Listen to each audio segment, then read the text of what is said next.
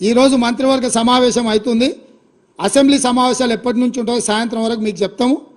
Assembly సమావేశాలలో white paper ప్రాజెక్టుల మీద రిలీజ్ చేస్తాం, ప్రాజెక్టుల హ్యాండ్ ఓవర్ మీద చర్చ పెడతాం. 48 గంటలు నువ్వు కోరుకుంటే ఇంకెక్కువ కావాలన్నా తలుపులు మూద్దాం, భోజనాలు అక్కడనే పెడతాం, బట్టలు తెచ్చుకో, మేము వస్తాం.